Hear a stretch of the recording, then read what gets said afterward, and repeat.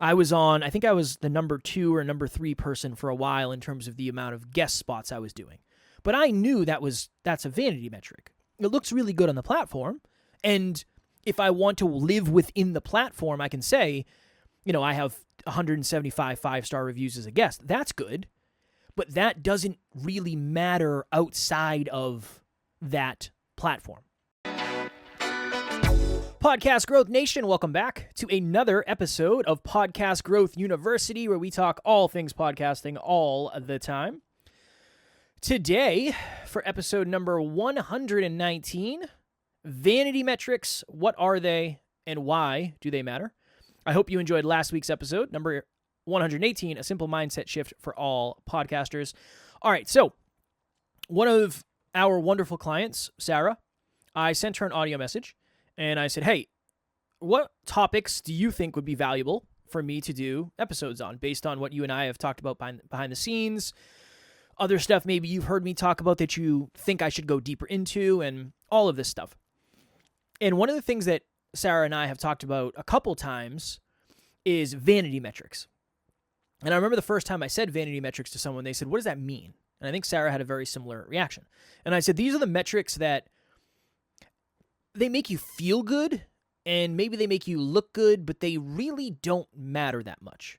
So I am going to go through, I'll say 3 vanity metrics. Will it be more? Probably. It usually is. Now, disclaimer, I'm not saying these things aren't valuable. I'm not saying they are totally worthless or useless. I'm not saying it's not worth looking at. I'm just saying it's probably more of a vanity metric than it is a success metric. And we'll kind of go into my thought underneath that. So vanity metric, what is it? It's a metric that looks good but doesn't necessarily equate to much. There are a lot of those in the world, but the podcasting industry, I think, is one where if you're not a podcaster, you don't really know much about podcasting.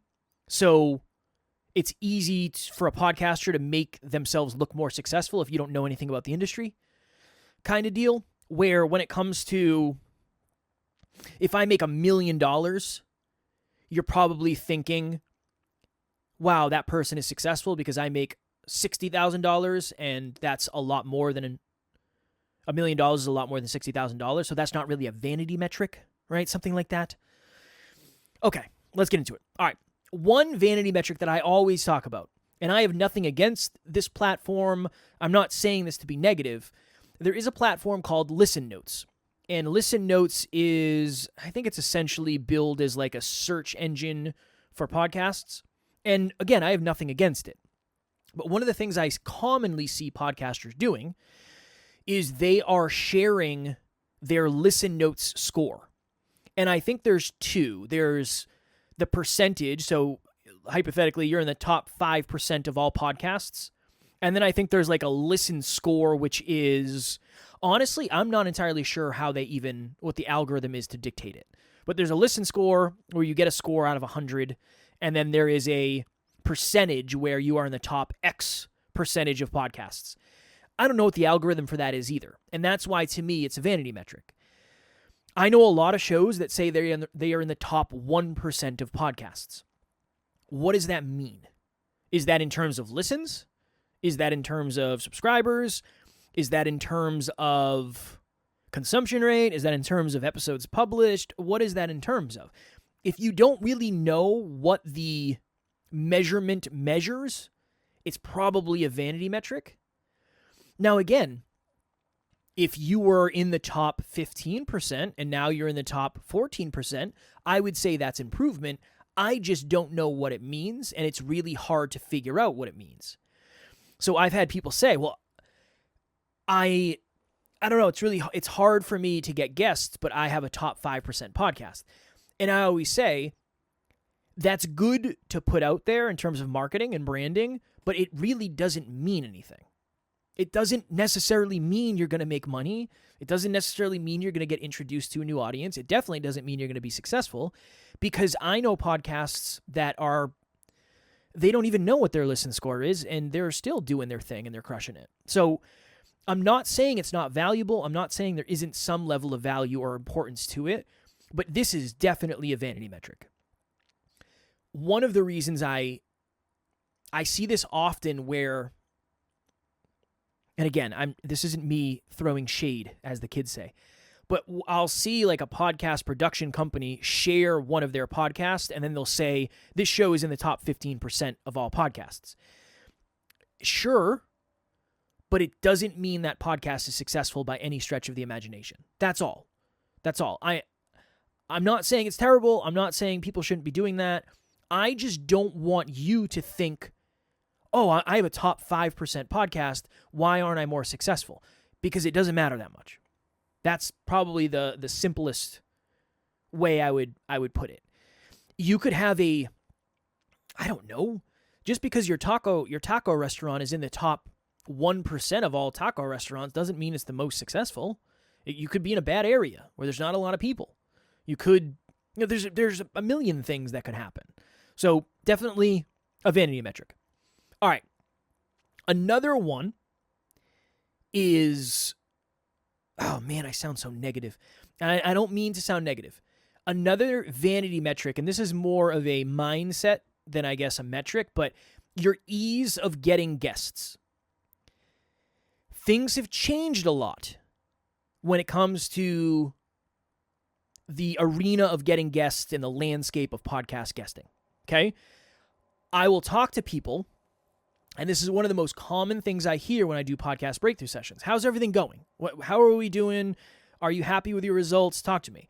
And people will say, well, one of the best things is it's so easy for me to get guests. I have so many people reaching out to be on my show. Yes, that's good, but that does not necessarily mean anything. With so many platforms, Podmatch, Matchmaker, Podbooker, podcastguest.com, there's a bunch. The barrier to entry to getting on podcasts is a lot lower, and there's way more people trying to do it. So think of this. Imagine how many people started a podcast, only did 4 episodes, and then realized, you know what? I don't really want to do this. I'd rather just get on podcasts. I'm going to be on this platform and try to get on as many podcasts as possible. Anybody looking for clients is going to want to be a guest on podcasts. Anybody who's trying to sell a book is going to want to be a guest on podcasts. Anybody who's trying to network is going to want to be a guest on podcasts. It's not bad that you have a line out the door, but it does not suggest success. It doesn't really matter. Because if you have a line of guests out the door and they are all coming to you, they probably aren't A-list, B-list guests. Because those are the type of guests that you have to go out and find, and you have to build a value proposition about why they should come and all of that stuff. I think it's good. I'm not saying it's bad. I don't want this to be these vanity metrics are actually bad things. That's not what I'm saying.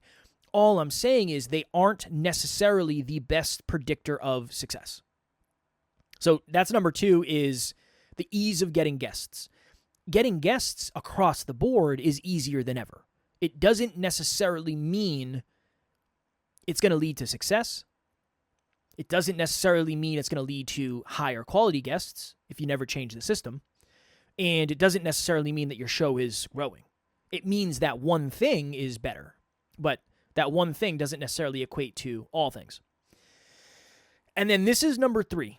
Number 3 is, and it's going to be very specific. So hang on to the whole thing. Don't yell at me before I get the whole thought out. Your number of reviews ... that are not from listeners but are from your guests. Alan and I have had a conversation. We had a conversation recently. And he said, dude, I always look at the reviews. So Alan has probably been on like 400 podcasts. I've been on, I think, 900 and something at this point. So I'm ahead when it comes to being on podcasts, and I talk about podcasts more than Alan. Alan's a business coach, right? I talk about podcasts all the time. Alan knows a ton about podcasting. He can coach high level on podcasting, but I just do it more. Just like I know a lot about business, I can coach on business, but Alan knows way more than I do. He said, I always look at reviews. I always look at the number of reviews when I'm getting ready to go on a show because it always suggests to me the quality of the show and the size of the show. And I said, brother, with all the love in the world, I can tell you it doesn't matter as much as you think. And here's why. Because a lot of these shows are having a guest on every day, or 3 times a week, or 5 times a week, or once a week, whatever. After that guest is on, they send a follow-up email that says, hey, Kev, thank you so much for attending. Please leave us a 5-star review, subscribe, and all of that happy jazz. The guest will do that, which is great. Awesome. But that's not a suggestion of audience. That doesn't... You could theoretically, if you had 150 guests on and all of them left you a review, you could theoretically have 150 reviews with no listens. It's possible. That can happen. So to me, your reviews are a vanity metric if you are getting them from your guests. Unless... even this, though. I was going to say, unless your guests are the potential clients or potential listeners of your podcast, yes. But if you look at the verbiage and it says, Kevin is a great host. That's the one line. I was a guest on Kevin's podcast and the questions were awesome and I had a great time. That doesn't tell me anything about the quality of the content. That tells me about the experience of being a guest. And those are very different. There is a drastic difference between being an employee of a restaurant and eating at a restaurant. So yes, the employee could come out and say, well, the ownership is great and they pay really well and they're very supportive and blah, blah, blah, blah, blah. But if the food sucks, it doesn't matter. I love the fact that you treat the people there so well. That is very, very important to me. But if the food isn't good, I'm probably not going to come back. To me, reviews from guests are the same. You could have 1,000 reviews from guests that say you're an amazing host. If your content isn't good, it doesn't matter. It's not real. That's a vanity metric.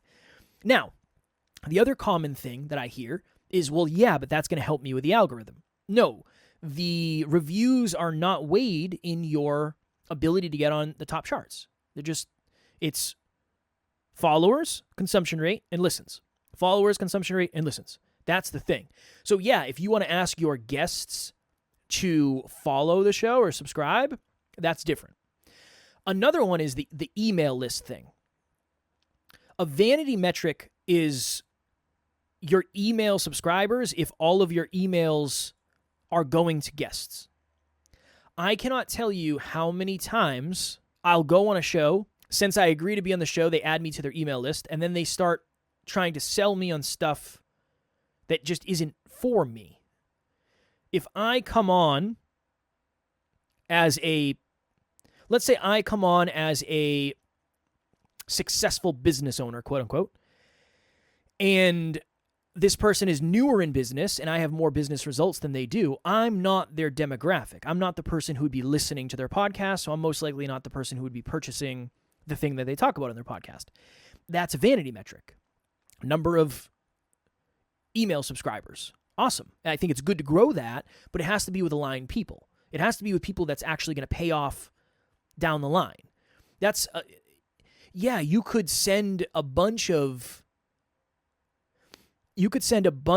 mail about selling your house to people that live in apartments, and you could say, I've sent 10,000 pieces of mail. Next Level University and Kevin is exactly where you need to be if you're a podcaster. When I first started out just a few months ago, I had no clue on the direction I was going. I was getting hustled by another company that was giving me not even close to the value that Kevin and Next Level U was giving me. They literally changed the trajectory of my podcast, have helped me out tremendously. They understand the clients. I promise you, you will not go wrong with dealing with Kevin and Next Level U. I'll see you there. Unfortunately, currently, none of those people own their own homes, so nothing is going to happen with that right away. It's kind of how I think of the email list. And again, a lot of these analogies, examples, I'm just flipping right off the top of my head. So if they don't make sense, please forgive me and don't yell at me too much through your speakers. So I think those are probably the top 3.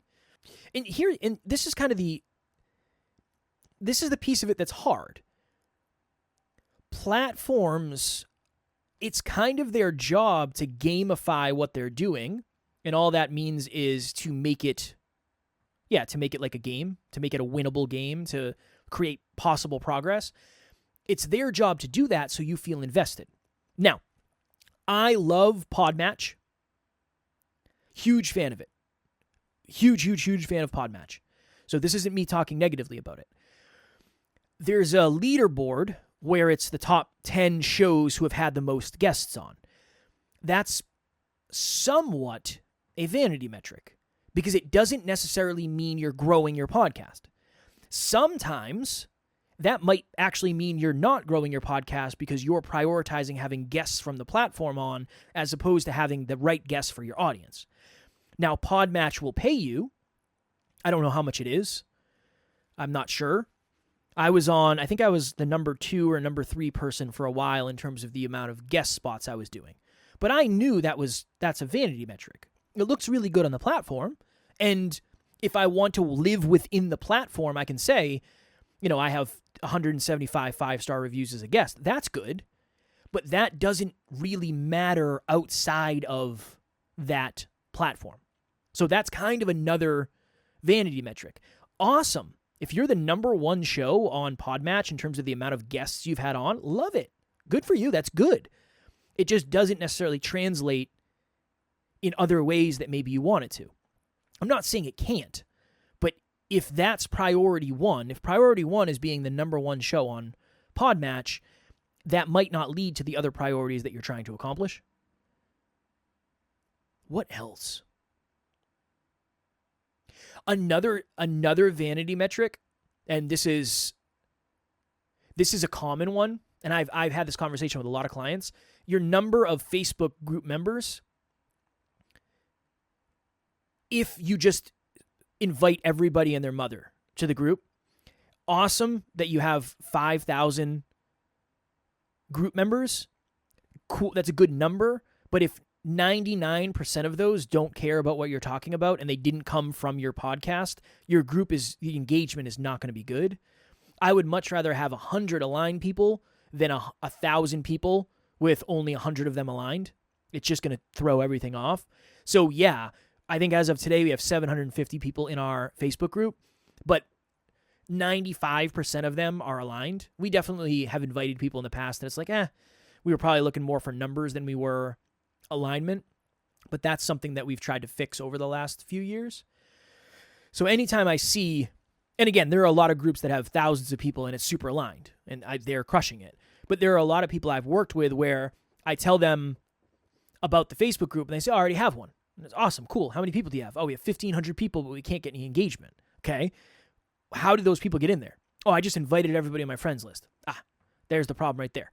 Does everybody on your friends list value what it is that you talk about on your podcast? Because that's what you're going to talk about in the Facebook group. Oh, no, most of them don't. Okay, that makes sense. Let's start over. Let's just start from scratch and invite people through the Facebook group and then kind of bada bing, bada boom. That's definitely one I see. So that's another thought process. Is there any other vanity metrics? No. I think on the opposite front, it would be whatever reality metrics, maybe. I guess the opposite, reality metrics. Dollars made is a big one. Back in the day, downloads was somewhat a vanity metric. And the reason being, just because it got downloaded did not mean it got listened to. So it might not be a real person on the end of that. Now listens is a reality metric because it suggests there's a real human there. Now, maybe they're only listening to a minute, but it's a real human making a choice to do it. So listens is a reality metric. Dollars earned is a reality metric. Subscribers or followers is a reality metric. That is a really good suggestion of success. Consumption rate is a reality metric. It's hard at times to decipher what it actually means because there's a lot going on, and Apple's interface for Apple Podcast Connect is just not that great yet. But that's a reality metric, I would say. Number of one-on-one conversations you're having is a reality metric, for sure. If you're having one-on-one conversations with your audience, that is really good. I did a story the other day on Instagram, and it was about a weird dream that I had. And somebody reached out and said, oh my goodness, I've had dreams like that, or something along the lines. And we had a cool conversation about it. And at some point I said, hey, Weird question, and don't feel pressured to answer in any specific way. Do you listen to Next Level University / how have you ever listened to the podcast? And this person said, yeah, that's how I found you guys. And that's how I found some of your guests too. And I still follow them to this day. And I said, oh, okay, cool. I'm always trying to figure out who our amazing community is. And then I asked a question. I said, do you mind sharing? And again, it's taken me years to get to this point. I said, I know this is weird, but is there anything you're going through that you think might make for a valuable episode? We've done a lot of those in the past, and they've helped a lot of people. Totally anonymous. I'm not going to mention you. I won't mention your name. I'll just say I was talking to someone. If you have anything that pops up, let me know. That's a really good suggestion of success. Very similarly for Podcast Growth You, the podcast you're listening to, when I do a podcast breakthrough session with someone, and they say, oh yeah, no, I've listened to almost all of your episodes on Podcast Growth You. That is a reality metric. That's really good. That's a really good thing because it means that the content is hopefully good enough to listen to. They're connecting with what I'm saying, and they trust enough to book a podcast breakthrough session. That's the goal. And that's the ultimate goal. Then I can add value to them behind the scenes, and cool. They self-identify as a listener. Cool. Win, win, win, win, win, win, win. So that is a very important reality metric. I would say probably the caliber of guest you're having. Again, it's different now than it was before, but the caliber of guest you're having, if you're having best-selling authors on, you're having, actors and actresses on, musicians, people that are very big in your field, that's a suggestion of progress. I would say that's a reality metric. Does it necessarily mean you're going to grow? No. Does it mean you're going to make money? No, not necessarily. But it does mean your perception is increasing. Since we're talking about vanity metrics, this is important. This is important understanding. Amazon best-selling books, a lot of quote-unquote best-selling books, it's not what you think it is. I know people that have made best-selling books, and all you have to do is be number one in that category for X amount. It might even be like a day, and you can launch your book on a Tuesday when you know nobody else is launching their book in a very specific niched market and get 50 people to buy the book, and you're in the top charts. You're in a bestseller. That doesn't mean what you think it does. I just want to throw that out there. Just like the top 100, those charts, that also doesn't mean as much as you think it does. Not a vanity metric, because it's a reality metric. But this podcast has been in the top 100 of how-to many, many, many, many times in many countries, continents, all that stuff. Could I tell you off the top of my head? Yeah, let me look. I don't know where I am right now, but if I was to look at stats, and I was to look at all time, and I was to look at locations. Let me look at locations here. Give me a sec. I like doing this stuff because I think this is real. Okay, this podcast has been heard on every continent, and has been heard in 42 countries and 422 cities. This podcast has been on the top charts for sure in many, many, many countries. It doesn't mean I'm getting millions of listens. It doesn't necessarily work that way. It depends on what category you're in. The how-to category is not super big. So it doesn't require hundreds of thousands of downloads to get there. It doesn't. Yes, it is a representation of growth. Yes, it is a reality metric, but it is probably more vanity than you think, unless you're number one in a category for a long, long, long period of time. If you're top 100 in the US or Canada or a big market like that, strong work. You're doing it. But I know a lot of shows that are in the top 200 in a country that I never knew about before I started this whole thing, where it doesn't necessarily mean anything. So, again, these episodes are always hard for me because the last thing I want to do is seem like I am crapping on anybody's success or I don't want you to win, but this is the stuff that I wish I knew sooner. I remember looking at listen notes and saying, oh my goodness, we are a top 1% podcast. Awesome. And then I would meet someone and they'd say the same thing, and I would look, and it's like they are not even producing episodes anymore. How are they a top 1%? Like, that can't be real. We're producing however many episodes a week. They haven't produced an episode in 6 months. That's not real. That can't possibly be real. Oh, interesting. Okay. The Amazon bestseller thing and a lot of the bestsellers, the books, I learned that pretty early on from people who were kind of crapping on / trying to get us to do that. This is what you need to do, Kev. You need to make a podcast book, and you need to put it on Amazon, and you need to tell 50 of your friends to go buy it and then leave a review, and you can say you're a best-selling author. I'm good. I don't want to do it that way. That's not how I want to do it. I will have a podcast book, and I will talk about it on this podcast when it's done, but I'm not going to skirt my way into getting a best-selling book. That ain't it for me. That's very short term. That's the thing about vanity metrics. Vanity metrics are really short term. They are a representation of short term, less valuable success. Some people are able to parlay that, but it doesn't really matter if you have a best-selling book if you don't have an audience. Especially if the best-selling book isn't good and it's not real. Now again, if you're selling millions of copies and that's how you're getting best-selling books, obviously that's a different game. But I just want to make sure you're focused on the right stuff. Being a guest on other podcasts is great, right? For me, is that a vanity metric? Kind of, yeah. I mean, I've been on 900 and something other podcasts. Yes, it's required a lot of work. Yes, I've gotten an impact. Oh, man. I wouldn't say millions of people, hundreds of thousands of people by being on that many shows, I would say, right? Yeah, I would agree with that. So it's not just vanity, but does it mean I'm the most successful podcaster in the world? Definitely not. No. So I think that's an important thing to touch on. Always. Anything else I want to say before we get out of here? It's always the weird part of doing solo episodes. No, I'd say that's it. Just be aware. That's all. Be aware. I want you to make real, meaningful progress. And yeah, I want your future as a podcaster to be bright. And I think the best way to have a bright future is to understand what the metrics in the present mean. What does it mean when this happens? What does it mean when this happens?